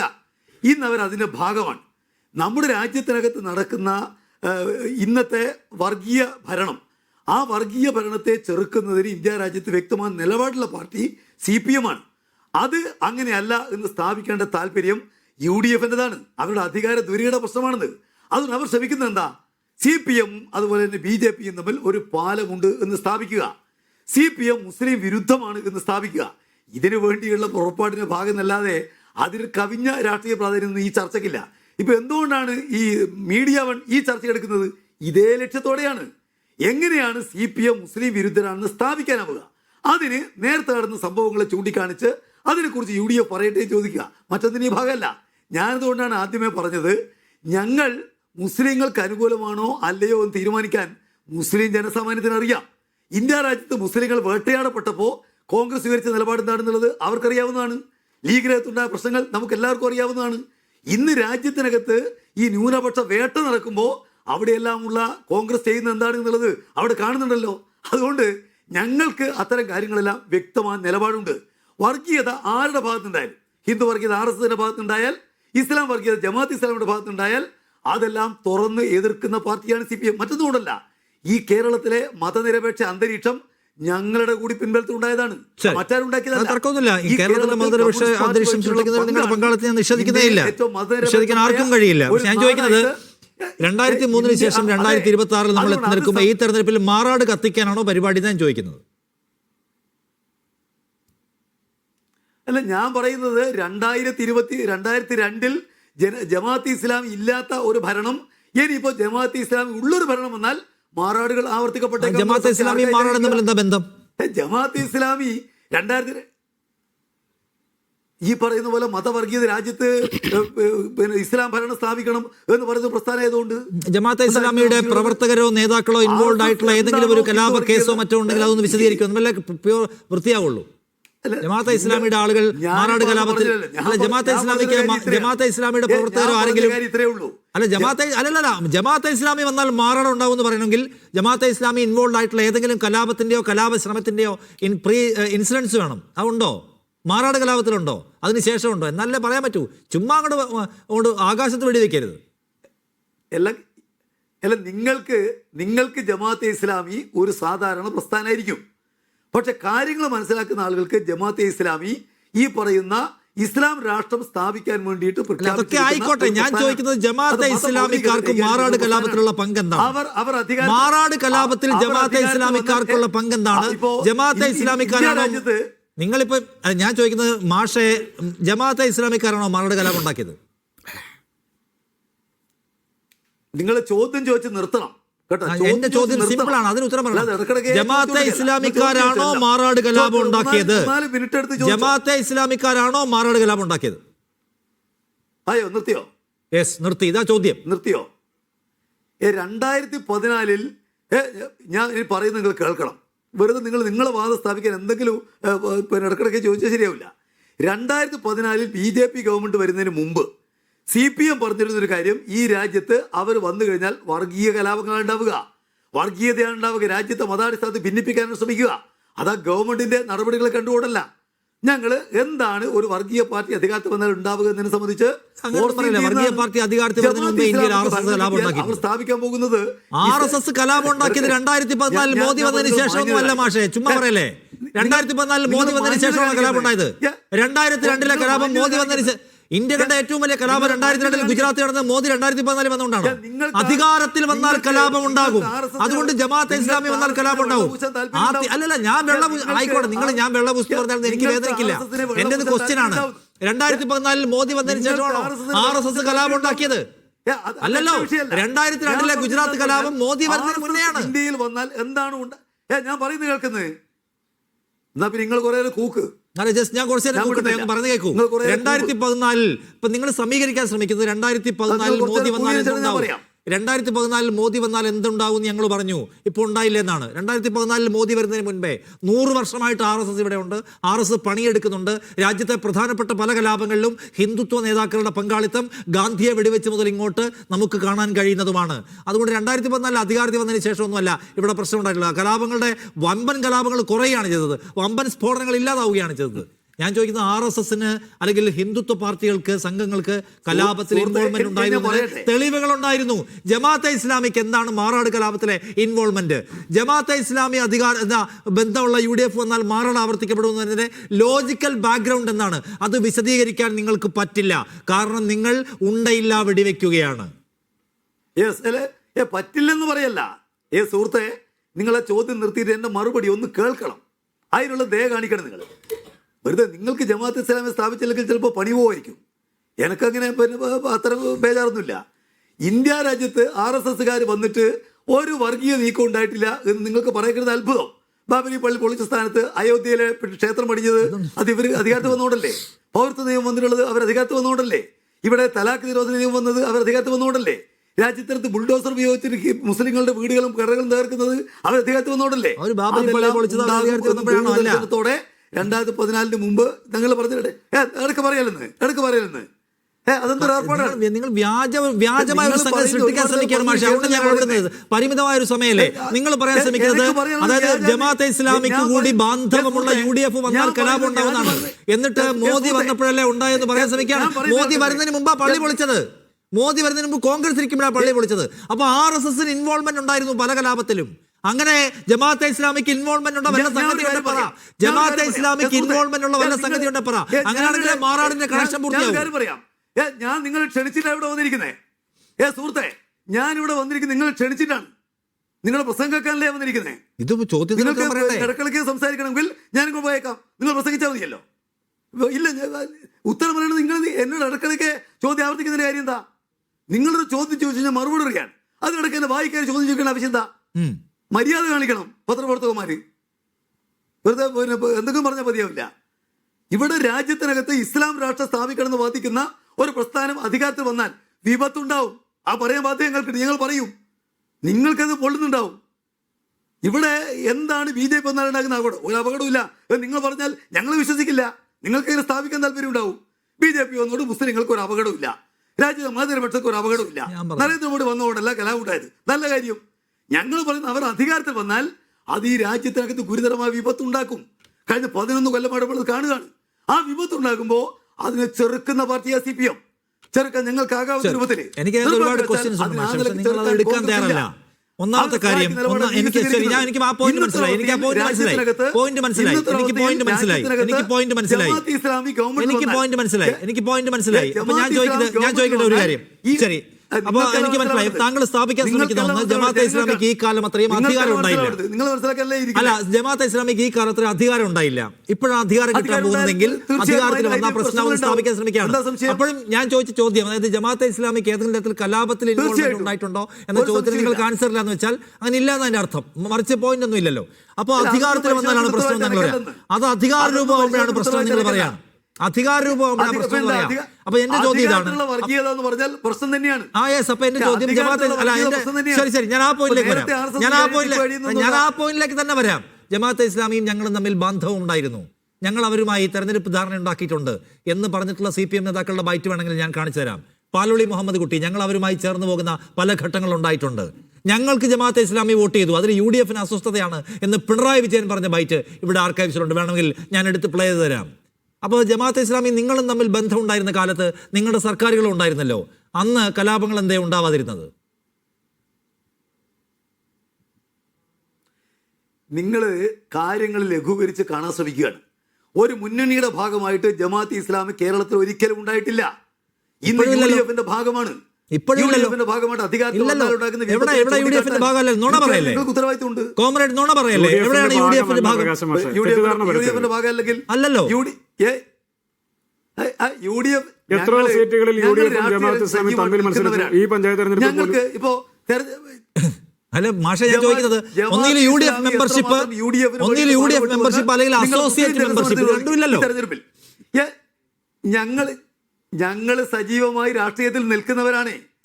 ഞങ്ങളെ പരാജയപ്പെടുത്താൻ ഇത്തവണ ജമാഅത്ത് ഇസ്ലാം വഹിച്ച പങ്കെന്നാണെന്നുള്ളത് നേരിട്ട് അറിയാവുന്നവരല്ലേ ഞങ്ങള്.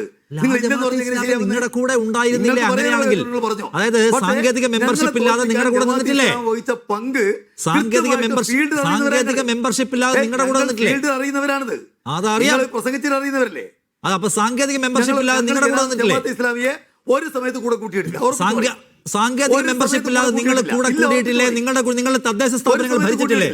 തദ്ദേശ സ്ഥാപനം ഒരുമിച്ച് ഭരിച്ചിട്ടില്ലേ? തദ്ദേശ സ്ഥാപനം ഒരുമിച്ച് ഭരിച്ചിട്ടില്ലേ? ഒരിക്കലുമില്ല, ഒരിക്കലുമില്ല. തദ്ദേശ സ്ഥാപനം ഒരിടത്തും ഇല്ല. നിങ്ങളെ ഞാൻ വിശദാംശങ്ങളല്ല. തദ്ദേശ സ്ഥാപനം ഒരിടത്ത് ഭരിച്ചില്ല. Okay, next. പിണറായി വിജയൻ ജമാഅത്തെ ഇസ്ലാമിയുടെ വോട്ട് ഞങ്ങൾക്ക് കിട്ടി, അതിൽ UDF-ന് അസ്വസ്ഥതയാണ് എന്ന് പറഞ്ഞിട്ടുണ്ടോ ഇല്ലയോ? അല്ല, ഇതിൽ ആരുകൾ വോട്ട് ചെയ്യുന്നു എന്നുള്ളത് മുന്നണിയാണോ? ശരി, അല്ല അത് കിട്ടിയത് ക്രെഡിറ്റ് ആയിട്ട് എല്ലാ മുസ്ലിം മതവിഭാഗങ്ങളും ഞങ്ങൾ വോട്ട് ചെയ്യാണ് എന്ന ക്രെഡിറ്റോടെ പറഞ്ഞു. മൈ ക്വസ്റ്റ്യൻ ഇസ്, രണ്ടാമത്തെ ക്വസ്റ്റ്യൻ. മൂന്നാമത്തെ ക്വസ്റ്റ്യൻ, ദേശാഭിമാനി ഈ ജമാഅത്തെ ഇസ്ലാമിയെ കുറിച്ച് പുകഴ്വാക്ക് പ്രസിദ്ധീകരിച്ചിട്ടുണ്ടോ? നിങ്ങളൊരു കാര്യം മനസ്സിലാക്കണം, ജമാഅത്തെ ഇസ്ലാമി ദേശാഭിമാനിയെ ആകെ നിങ്ങളുടെ അട്ടിപ്പറന്നല്ല. എന്റെ അല്ല, ഞാൻ എന്റെ അല്ല. നിങ്ങൾക്ക് എന്താ ആക്ഷേപം? എന്റെ അല്ല, മുസ്ലിം നേതാക്കന്മാരുണ്ട്. I'm just only a journalist. ഞാൻ ഒരു ജേർണലിസ്റ്റ് ആണ്. എന്റെ അട്ടിപ്പറന്നല്ല, ഞാൻ ക്വസ്റ്റ്യൻസാ ചോദിക്കുന്നത്. അപ്പൊ ഞാൻ ദേശാഭിമാനിയിൽ ഇവരെ കുറിച്ച് പുകഴ്വാക്ക് വന്നിട്ടുണ്ടോ? പിണറായി വിജയൻ ഇവരെ കുറിച്ച്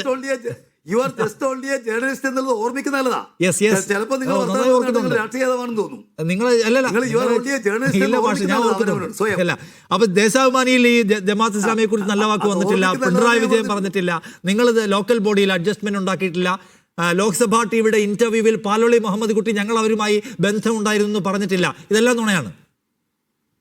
സോറി, ലോക്സഭയിലെ നിയമസഭാ ടി വി.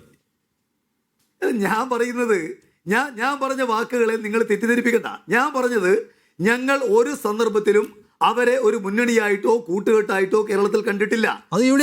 ഞങ്ങൾ ഭരണം നടത്തിയിട്ടില്ല. ഒരിക്കലും ചൂണ്ടിക്കാട്ടാതിരുന്നിട്ടില്ല. എന്നാൽ ഏതൊരു പാർട്ടി എടുക്കുന്ന നിലപാടും ന്യായമായ നിലപാടാണെങ്കിൽ ആ നിലപാടുകൾ പിന്തുണക്കും. ഇപ്പൊ അടിയന്തരാവസ്ഥ എതിർക്കാൻ RSS വന്നു, ഞങ്ങൾ ആ നിലപാട് അംഗീകരിച്ചവരാണ്.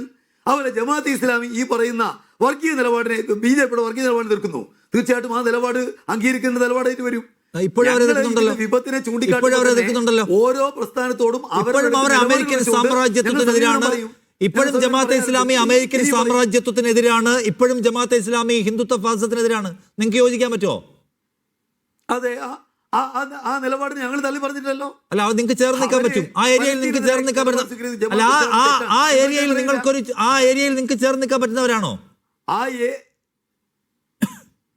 ചേർന്ന് നിൽക്കാൻ പറ്റുന്നവരാണെങ്കിൽ പോലും ഒരു വർഗീയ പാർട്ടി ആയതുകൊണ്ട് സംയുക്തമായ വേദിയിൽ ഞങ്ങൾ അവർ ചേർത്ത് നിർത്താറില്ല എന്നാണ്. പക്ഷെ ചേർത്ത് നിർത്തിയിട്ടുള്ളതാണ് കോമ്രേഡ് പാലോളി പറഞ്ഞിട്ടുള്ളത്.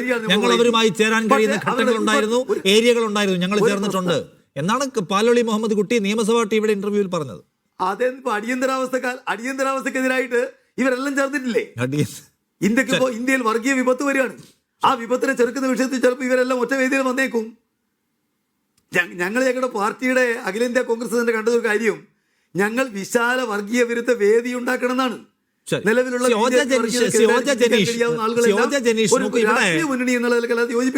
ഇവിടെ തദ്ദേശത്തിൽ ഒരു തിരിച്ചടി ഉണ്ടായി, ലോക്സഭയിൽ ഒരു തിരിച്ചടി ഉണ്ടായി, അല്ലെങ്കിൽ നിലമ്പൂരോ പാലക്കാടോ തോറ്റു എന്നതുകൊണ്ട് ഈ അജണ്ട പരിപാടിയിൽ നിന്ന് പിന്നോട്ട് പോകാൻ CPM ഉദ്ദേശിക്കുന്നില്ല. CPM അതിൽ റിസൾട്ട് ഉണ്ടാകുമെന്ന് ആഞ്ഞ് വിശ്വസിക്കുകയാണ്.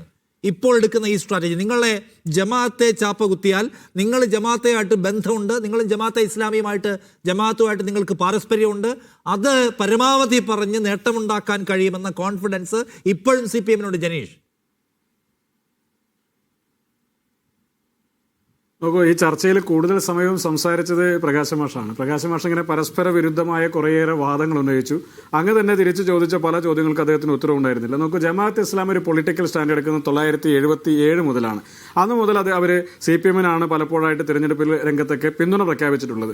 ഇവിടെ പിണറായി വിജയൻ തന്നെ മുമ്പൊരു ഘട്ടത്തിൽ പറഞ്ഞിട്ടുണ്ട്, ജമാഅത്ത് ഇസ്ലാമി ഞങ്ങൾക്ക് വോട്ട് ചെയ്താൽ നിങ്ങൾക്ക് എന്താ കോൺഗ്രസ് എന്ന രീതിയിൽ സംസാരിച്ചിട്ടുള്ള ആളാണ് അദ്ദേഹം തന്നെ. ദേശാഭിമാനി പത്രത്തിൽ എഡിറ്റോറിയൽ ഉണ്ടായിട്ടുണ്ട്. മാധ്യമ സമ്മേളനം നടത്തി ഈ ജമാഅത്ത് ഇസ്ലാമിയെ ന്യായീകരിച്ച് സംസാരിച്ചിട്ടുണ്ട്. ജമാഅത്ത് ഇസ്ലാമിയുടെ പിന്തുണയും വോട്ടും പല തെരഞ്ഞെടുപ്പുകളിലും ഇവർ കൈപ്പറ്റുകയും ഇവർ വാങ്ങുകയും ചെയ്തിട്ടുണ്ട്. അപ്പോൾ ആ ഘട്ടങ്ങളിലൊന്നും അവർ മുന്നണിയുടെ ഭാഗമല്ല എന്നുള്ളത് ഇപ്പോൾ പ്രകാശ് മാഷ് പറയുകയാണ്. ഇപ്പോൾ UDF-ന്റെ ഭാഗമാണ് എന്ന പച്ച നുണയും പറയുകയാണ്. UDF-ന്റെ ഘടകകക്ഷിയായിട്ടില്ല, UDF-ന്റെ അസോസിയേറ്റ് മെമ്പറായിട്ടില്ല. UDF-ന്റെ സ്ഥാനാർത്ഥികൾക്കെതിരെ പലയിടങ്ങളിലും ജമാഅത്തിന്റെ സ്ഥാനാർത്ഥികളും ഈ തദ്ദേശ തെരഞ്ഞെടുപ്പിൽ പോലും ഉണ്ടായിട്ടുണ്ട്. അപ്പോൾ രാഷ്ട്രീയ നിലപാടിന്റെ അടിസ്ഥാനത്തിൽ അവർ UDF-ന് ചില കേന്ദ്രങ്ങളിൽ പിന്തുണ പ്രഖ്യാപിച്ചിട്ടുണ്ടാകാം. എന്നതിന്റെ അടിസ്ഥാനപ്പെടുത്തി ജമാഅത്ത് ഇസ്ലാമിയിലേക്ക് അതിനെ ചൂണ്ടിക്കാണിച്ച് ഒരു മുസ്ലിം വിരുദ്ധത ഉണ്ടാക്കി ഈ സംസ്ഥാനത്തിനകത്ത് ഒരു ഭൂരിപക്ഷ ഏകീകരണം സൃഷ്ടിക്കാനാണ് CPM ഇപ്പോൾ ശ്രമിച്ചുകൊണ്ടിരിക്കുന്നത്. അത് അപകടകരമായ ഒരു വർഗീയതയാണ് എന്ന കാര്യത്തിൽ യാതൊരു തർക്കവുമില്ല. ഇപ്പോൾ ബാലൻ കഴിഞ്ഞ ദിവസങ്ങളിലൊക്കെ പ്രസ്താവന നടത്തി. ഇന്ന് CPM-ന്റെ തന്നെ ഏതോ കമ്മിറ്റികളിലൊക്കെ ചില വിമർശനങ്ങൾ വന്നതായ വാർത്തകളൊക്കെ വരുന്നുണ്ട്. AK ബാലൻ ചുമതലയില്ലാത്ത ഒരാളല്ലേ? അങ്ങനെയുള്ള AK ബാലൻ എന്തിനു വേണ്ടിയിട്ടാണ് മാധ്യമങ്ങളെ കാണുന്നത്, എന്തിനു വേണ്ടിയിട്ടാണ് രാഷ്ട്രീയ നിലപാടുകൾ പ്രഖ്യാപിക്കുന്നത് എന്നുള്ള അടക്കമുള്ള വിമർശനങ്ങളൊക്കെ അവിടെ നിന്ന് തന്നെ ഉയർന്നു വരുന്നുണ്ട്. എന്നാൽ പിണറായി വിജയൻ എന്ന് പറയുന്ന കേരളത്തിന്റെ മുഖ്യമന്ത്രി അതിന് മറുപടി നൽകി അതിന് ന്യായീകരിച്ചതോടുകൂടി ആ വിമർശനങ്ങൾ പോലും ഇവിടെ മുഖവിലക്കെടുക്കാൻ കഴിയാത്ത ഒരു സാഹചര്യം ഉണ്ടാവുകയാണ്. ഇവിടെ എത്രയോ തെരഞ്ഞെടുപ്പുകളിൽ ഇവരുടെ പിന്തുണ വാങ്ങുന്ന ഘട്ടങ്ങളിൽ ഒന്നും തന്നെ ഇവർക്ക് ജമാഅത്ത് വിരുദ്ധത ഉണ്ടായിരുന്നില്ല. ഇപ്പോൾ ഈ തെരഞ്ഞെടുപ്പുമായി ബന്ധപ്പെട്ട് വരുന്ന ഘട്ടങ്ങളിൽ ചില കാര്യങ്ങൾ കൊണ്ട് തന്നെ ഇവരുടെ രാഷ്ട്രീയമായ നിലപാടുകൾ കൊണ്ട് തന്നെ ഇവരുമായി പൊരുത്തപ്പെടാൻ സാധിക്കില്ല എന്നുള്ളത് കൊണ്ട് തന്നെ അവരെല്ലാവരും മറ്റ് സാഹചര്യങ്ങളുടെ ഭാഗമായൊക്കെ തന്നെ UDF-ന് പിന്തുണ പ്രഖ്യാപിച്ചാൽ ഉടനെ പറയുകയാണ്, UDF-ന്റെ ഘടകകക്ഷിയാണ്, ഇനി തെരഞ്ഞെടുപ്പ് കഴിഞ്ഞാൽ ഭരിക്കാൻ വേണ്ടി പോകുന്നത്, UDF-ന്റെ ഭരണം വന്നാൽ ഭരിക്കാൻ വേണ്ടി പോകുന്നത് ജമാഅത്തിന്റെ അമീറാണ് എന്നതടക്കമുള്ള കല്ലുവെച്ച നുണകളും വ്യാജ പ്രചരണങ്ങളും അസത്യ പ്രചരണങ്ങളും CPM ഇങ്ങനെ നിരന്തരമായി നടത്തിക്കൊണ്ടിരിക്കുകയാണ്. ഒരു തെരഞ്ഞെടുപ്പ് പരാജയം ഒരു രാഷ്ട്രീയ പാർട്ടിയെ ഇത്ര പരിഭ്രാന്തരാക്കുമോ? നമുക്കൊരു ലോക്കൽ ബോഡിയിലേക്ക് നടന്ന തെരഞ്ഞെടുപ്പാണല്ലോ കഴിഞ്ഞത്. ആ തെരഞ്ഞെടുപ്പിന്റെ ഒരു പരാജയത്തിന്റെ പേരിൽ ഇത്രമാത്രം പരിഭ്രാന്തിയിലേക്ക് എന്തിനാണ് പിണറായി വിജയനും സംഘവും പോകുന്നത്? ഇപ്പോൾ തന്നെ കഴിഞ്ഞ ദിവസം പറഞ്ഞത് 110 സീറ്റ് ഞങ്ങൾ വിജയിക്കുമെന്നാണ്. 110 സീറ്റ് വിജയിച്ച് നിൽക്കാൻ കഴിയുന്ന മുന്നിൽ നിൽക്കുന്ന ഒരു മുന്നണിയാണെങ്കിൽ എന്തിനാണ് ഈ വർഗീയ പ്രചരണം നടത്തുന്നത്? എന്തിനാണ് ഈ സാമുദായിക ധ്രുവീകരണം നടത്താൻ വേണ്ടി ശ്രമിക്കുന്നത്? നോക്കൂ, RSS-ഉമായി നിരന്തരമായ സമ്പർക്കം എന്ന് കേരളത്തിലെ CPM പുലർത്തിക്കൊണ്ടിരിക്കുകയാണ്. PM ശ്രീ പദ്ധതിയിൽ ഒപ്പുവെച്ചത് ഈ പിണറായി വിജയൻ സർക്കാരാണ്. ലേബർ കോഡിന് പിന്തുണ കൊടുത്തത് ഈ പിണറായി വിജയൻ സർക്കാരാണ്. യൂണിവേഴ്സിറ്റി വൈസ് ചാൻസലർമാരുമായി ബന്ധപ്പെട്ട നിയമനങ്ങളിൽ നിരന്തര തർക്കമുന്നയിച്ച് നിന്ന് ഏറ്റവും അവസാനം കേരളത്തിലെ ഏറ്റവും പ്രധാനപ്പെട്ട യൂണിവേഴ്സിറ്റിയായ ടെക്നിക്കൽ യൂണിവേഴ്സിറ്റി വിട്ടുകൊടുത്തിട്ടാണ് ഇവിടെ ഡിജിറ്റൽ യൂണിവേഴ്സിറ്റി എന്ന ഒരു നാമമാത്രമായ ഒരു യൂണിവേഴ്സിറ്റിയുടെ വൈസ് ചാൻസലർ പിടിച്ചുകൊണ്ട് ഇപ്പോൾ CPM ഒത്തുതീർപ്പിന് തയ്യാറാക്കിയിട്ടുള്ളത്. ഇവിടെ RSS-ന്റെ ഉപാധ്യക്ഷനായിട്ടുള്ള ദത്താത്രേയ ഹൊസബളയെ കാണാൻ ADGP പറഞ്ഞയച്ചതാരാണ്? ഇതേ CPM തന്നെയാണല്ലോ. ആ ADGP-യെ സംരക്ഷിക്കാൻ വേണ്ടി എത്രയെത്ര ശ്രമങ്ങൾ ഈ സംസ്ഥാനത്തിനകത്ത് പിണറായി വിജയൻ സർക്കാർ നടപ്പിലാക്കിക്കൊണ്ട് മുന്നോട്ട് പോയിട്ടുണ്ട്. അപ്പോൾ പല ഘട്ടങ്ങളിലായി ഈ സർക്കാർ നിരന്തരമായി ജനങ്ങളെ ബോധ്യപ്പെടുത്തിക്കൊണ്ടിരുന്നത് ഒരു MLA പോലും ഇല്ലെങ്കിലും കേരളം എന്ന് പറയുന്ന സംസ്ഥാനത്തിന്റെ രാഷ്ട്രീയമായ നയപരമായ കാര്യങ്ങളിലും ആഭ്യന്തര വകുപ്പിന്റെ കാര്യങ്ങളിലുമെല്ലാം തന്നെ ഇടപെടാൻ BJP-ക്ക് കഴിയുന്ന ഒരു സാഹചര്യം ഒരുക്കി കൊടുത്തൊരു സർക്കാരാണ് ഇന്ന് കേരളം ഭരിക്കുന്നത്. ഇവിടെ അരിവാൾ നക്ഷത്രത്തിന് വോട്ട് ചെയ്താൽ ജനീഷ് ഉന്നയിക്കുന്നത് ആരോപണം അല്ല സീം NP ചെക്കുട്ടി ഇപ്പോൾ 110 സീറ്റ്. ഒരു കാര്യം കൂടി നിഷാദ് ഒരു കാര്യം കൂടി സൂചിപ്പിക്കട്ടെ. ഇവിടെ ഈ തെരഞ്ഞെടുപ്പിൽ അരിവാൾ ചുറ്റക നക്ഷത്രം ചിഹ്നത്തിൽ വോട്ട് ചെയ്താൽ കേരളത്തിനകത്ത് MLA-മാരില്ലെങ്കിൽ പോലും RSS ഈ സംസ്ഥാനത്തെ നിയന്ത്രിക്കും എന്നതാണ് ഇന്ന് സംസ്ഥാനത്തിന്റെ വ്യക്തിപരമായ പ്രതിസന്ധികളിൽ നിന്ന് രക്ഷപ്പെടാൻ വേണ്ടി പിണറായി വിജയൻ ഈ സംസ്ഥാനത്തെ ലോക്സഭാ തെരഞ്ഞെടുപ്പ് പരാജയം ഫലം അതുപോലെ അസംബ്ലിയിൽ ആവർത്തിക്കുന്നു പറയാൻ പറ്റില്ല. രണ്ട് പാറ്റേൺ ആണ്. തദ്ദേശത്തിൽ അതുപോലെ ആവർത്തിക്കപ്പെടുമെന്ന് പറയാതിരിക്കാൻ തക്ക ഉദാഹരണം ചരിത്രത്തിൽ നമുക്ക് കണ്ടെടുക്കാൻ കഴിയും. നിലമ്പൂരുണ്ടായത് അല്ലെങ്കിൽ വേറെ ഏതെങ്കിലും പാലക്കാട് സിറ്റിംഗ് സീറ്റുകൾ ജയിച്ചതാണ്. അപ്പോൾ അതുകൊണ്ട് LDF ആകപ്പാടെ വൈപ്പ് ചെയ്യപ്പെട്ട് കഴിഞ്ഞിരിക്കുകയാണ്. ഇനിയിപ്പോൾ ഇവിടെ നിന്ന് അങ്ങനെ ഉറപ്പിക്കാൻ പറ്റുമോ? അങ്ങനെ ആരും പറഞ്ഞില്ലല്ലോ. ഇവിടെ ആരും അങ്ങനെയൊന്നും പറഞ്ഞിട്ടില്ല. ഇടതുപക്ഷത്തിൻ്റെ രാഷ്ട്രീയ നിലപാടുകളിൽ ഈ പരസ്പര വിരുദ്ധത അല്ലെങ്കിൽ കോൺട്രഡിക്ടറി ആയിട്ട് പൊസിഷൻസ്, മാത്രമല്ല കമ്മ്യൂണലായിട്ടുള്ള ഒരു പോളറൈസേഷൻ സൃഷ്ടിക്കാനുള്ള ശ്രമം, അത് ആപൽക്കരമാണെന്നുള്ള നിലപാട് മാത്രമാണ് കേരളത്തിൽ ചിന്താശീലരായിട്ടുള്ള ആളുകൾ പറഞ്ഞു. ഇടതുപക്ഷം കേരളത്തിൽ വലിയ ശക്തിയാണ്. ഇടതുപക്ഷത്തിന് രാഷ്ട്രീയം 2 തവണ അവർ ഇത്തവണ ജയിച്ചിട്ടുണ്ട്. തീർച്ചയായും അവർ തെരഞ്ഞെടുപ്പിൽ ഒരുപക്ഷെ അവർക്ക് 110 സീറ്റ് കിട്ടും എന്നൊക്കെ പിന്നെ മുഖ്യമന്ത്രി പറഞ്ഞതായിട്ട് ഞാൻ വായിച്ചു. എന്നാൽ പിന്നെ 140 തന്നെ മൊത്തത്തിൽ അങ്ങ് പറയായിരുന്നു. ഇതിനത് ഒരു 30 സീറ്റ് മറ്റെടുത്ത് കൊടുക്കുന്നത്.